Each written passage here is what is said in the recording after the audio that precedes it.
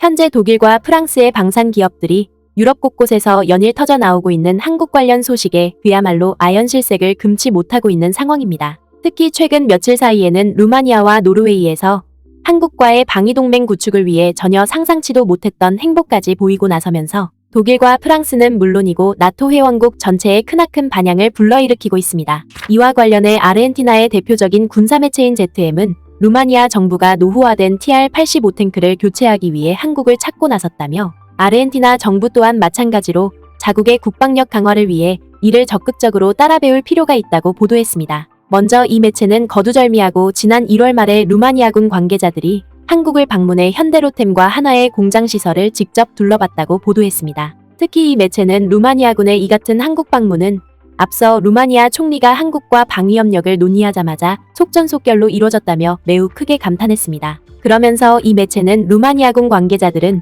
이번 방문을 통해 현대로템의 K2 전차 생산시설과 한화디펜스의 K9 및 레드백 생산 공장을 둘러봤고 이를 통해 조만간 한국과 대규모 방산 계약을 체결할 것으로 전망된다고 보도했습니다. 뒤이어 이 매체는 루마니아 정부가 이번 사절단 파견을 통해 가장 역점을 두고 있는 분야는 다름 아닌 전차 도입 사업이라고 보도했습니다. 2022년 12월 루마니아 국방부는 TR-85를 교체하기 위해 새로운 전차의 통합을 분석하고 있다고 발표했다. 우크라이나 전쟁에서 포병과 탱크를 비롯해 방공 및 물류의 중요성을 지켜본 후 이 같은 결정을 내렸다. 실제로 아르헨티나 매체는 현재 루마니아가 주력 전차로 운용 중인 TR-85 전차는 1986년부터 1990년 사이에 제작되었을 만큼 매우 노후화되었다고 보도했습니다. 따라서 이 매체는 루마니아와 직접 국경을 맞대고 있는 우크라이나에서 러시아의 침공이 격렬하게 벌어지고 있는 상황을 감안했을 때 루마니아 정부가 노후화된 전차를 재빨리 교체하지 않을 경우 앞으로 자국에서 벌어질지도 모르는 또 다른 위기 상황에 적극적으로 대응할 수 없다는 점을 간파하고 한국을 통해 흑표전차를 다급히 도입하려는 움직임을 보이고 있다고 보도했습니다. 특히 이 매체는 루마니아 정부가 이처럼 한국으로부터 흑표전차를 도입하기 위해 국가적인 사활까지 걸고 나선 것은 앞서 한국을 통해 방산무기를 대규모로 도입한 폴란드 정부의 파격 행보가 좋은 참고서가 됐기 때문이라고 보도했습니다. 그도 그럴 것이 이 매체는 폴란드 또한 마찬가지로 루마니아처럼 우크라이나와 국경을 맞대고 있고 심지어 러시아의 역의 영토인 칼리닝그라드와도 국경을 마주함에 따라 줄곧 안보 불안에 놓여왔었다고 보도했습니다. 하지만 이 매체는 폴란드 정부가 이러한 위기를 타개하기 위해 선택한 방법은 단 한 가지밖에 없었다고 보도했습니다. 바로 독일과 프랑스를 비롯한 서유럽의 주요 방산 기업들이 러시아의 위협에 놓인 유럽 국가들에게 무기를 안정적으로 판매하거나 지원하지 않고 있는 만큼 결국 이에 참다 못한 폴란드 정부가 아시아 국가인 한국을 통해 K9 자주포와 흑표전차를 비롯한 여러 종류의 방산무기를 대규모로 들여옴으로써 재빨리 방위태세를 구축할 수 있었다는 것입니다. 따라서 이 매체는 한국과 다각적인 방위동맹을 맺고 나선 폴란드 정부의 파격적인 행보가 결국 루마니아 정부에도 큰 용기를 안겨주게 되었다고 보도했습니다. 그리고 이 매체는 루마니아 정부의 이 같은 행보는 비단 여기서 끝나지 않았다고 보도했습니다. 바로 루마니아 정부가 폴란드를 따라 배우기 위해 자국의 한국의 방산기업이 거점을 마련할 수 있도록 특단의 조치까지 취하고 나섰기 때문입니다. 이는 지난 2월 7일에 한화에어로스페이스가 루마니아의 국방력 현대화 및 전력 증강 사업에 공식적으로 참여하기로 하고 이를 위해 루마니아의 국영방산기업인 로맘과 무기체계 협력을 위한 양해각서를 체결했다는 것입니다. 특히 한국의 한화와 루마니아의 로맘이 맺은 이번 양해각서 체결은 루마니아 정부가 한국으로부터 단순히 K9 자주포와 레드백을 들여오는 것뿐만 아니라 이를 루마니아와 유럽 각국에서 보다 대중적으로 운용할 수 있도록 유지보수를 위한 협력 방안까지 구체적으로 모색하기로 했다는 점에서 폴란드에 이어 루마니아에도 한국의 핵심 방위산업 거점이 마련됐다는 것입니다.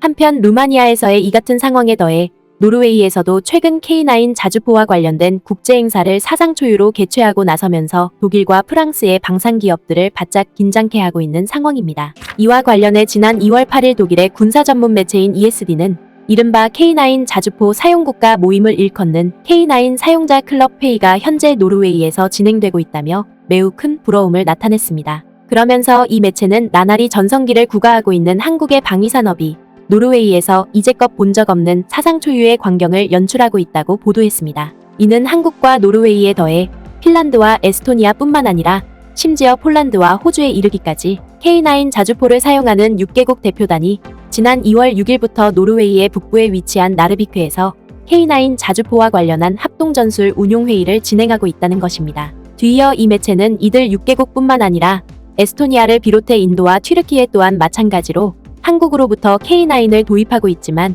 이들 세 나라는 여러 사정으로 인해 이번 회의에는 불참했다고 보도했습니다. 하지만 이 매체는 이번 회의에 흥미롭게도 캐나다가 옵서버 자격으로 참가했다고 보도했습니다. 바로 나토 회원국인 캐나다 정부 또한 현재 K9 자주포 도입을 적극적으로 검토하고 있는 만큼 이번 회의 참가를 통해 K9 자주포에 대한 성능과 정보를 사전에 획득함으로써 K9 자주포 운용을 신속하게 준비하려 한다는 것입니다. 따라서 이 매체는 지난해에 이어 두 번째로 진행되고 있는 K9 사용자 클럽 회의에서는 K9을 운용하는 각국 포병부대의 훈련 노하우에 더해 유지 보수에 관한 정보 교환을 실시함으로써 K9 자주포 시스템을 최대한 활용하는 방법을 논의하는 것뿐만 아니라 한국제 방산무기를 도입한 국가들의 유대감이 한층 더 강화되고 있다며 큰 부러움을 나타냈습니다. 사용자 클럽 회의가 있은 둘째 날, 참가자들은 작업그룹 세션에 참여해 유지보수와 전술 및 훈련과 관련하여 K9 시스템을 최대한 활용하는 방법을 논의했다. 또한 이 매체는 이번 클럽 회의의 마지막 날인 2월 9일에는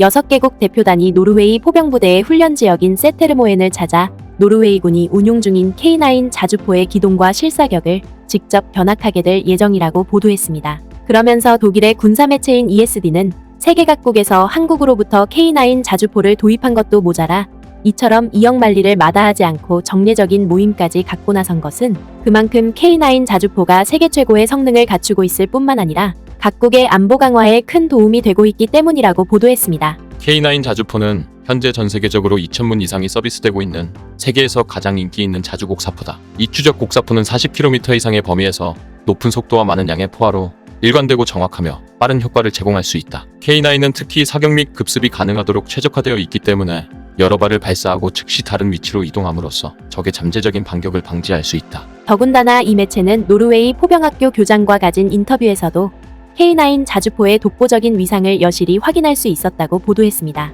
노르웨이는 K9 23문과 탄약 제보급차 10대를 운영하고 있으며 2022년에 추가로 K9 3문과 탄약 제보급차 10대를 조달하는 계약을 체결했다. 노르웨이 포병 및 육군방공학교의 교장인 키르탄 스웨일란드 대령은 옛날의 대포에 비해 이제 우리는 포병 시스템의 사거리를 2배로 늘렸다고 말했다. 그리고 그는 K9의 핵심 강점이 사용하기 쉽고 교육과 훈련이 용이할 뿐만 아니라 또한 눈이 내리는 겨울 환경에서도 잘 작동한다고 말했다. 뒤이어 독일의 군사 전문 매체인 ESD는 이번에 개최된 K9 사용자 클럽 회의에서 독일 기업들이 가장 눈여겨봐야 할 점은 따로 있다고 보도했습니다. 바로 이번 회의에 호주와 노르웨이의 방산 기업들이 함께 합세함으로써 K9 자주포의 세계 진출에 한층 더 가속도가 붙게 됐다는 것입니다. 노르웨이의 콩스베르그와 호주의 시비지 등의 방산업체들도 참석해 K9의 관련 기술과 운영 및 개발에 대한 협업 내용을 발표했다. 이는 달리 말해서 이들 기업이 K9 자주포를 개발한 하나디펜스와 함께 손잡고 앞으로 K9 자주포를 운용하는 주요 국가들의 원활한 자생력과 주권 역량을 지원하기 위해